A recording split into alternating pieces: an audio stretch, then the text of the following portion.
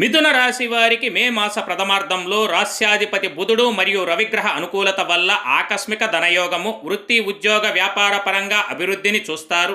ఆదాయం బాగుంటుంది, ప్రయాణాలు లాభిస్తాయి, సంతృప్తిని కలిగిస్తాయి, పనులు జయప్రదంగా సాగుతాయి, మీ బాధ్యతలు అధికమవుతాయి, ఇతర దేశాల సందర్శనలు చేస్తారు, కుటుంబానికి దూరంగా ఉంటారు, ప్రతిఫలం ఏమీ ఆశించకుండా ఇతరులకు సహాయం చేస్తారు, ధార్మిక కార్యాలకు ధనం వెచ్చిస్తారు, శారీరకంగా మానసికంగా స్వస్థతతో ఉంటారు, ఆరోగ్యం బాగుంటుంది, నూతన పరిచయాలు లాభించును, సంతాన సౌఖ్యం కలదు. అయితే మాస ద్వితీయార్థంలో బుధ శుక్ర రవిగ్రహాల అనుకూలత లేని కారణంగా శ్రమ పెరుగుతుంది, వృత్తి వ్యాపారాల్లో కొన్ని ఆటంకాలు ఎదురవుతాయి, ఆదాయం వచ్చినా దుబారా వల్ల ఖర్చులు అదుపు తప్పుతాయి, ఆర్థికంగా ఇబ్బందులు తప్పవు.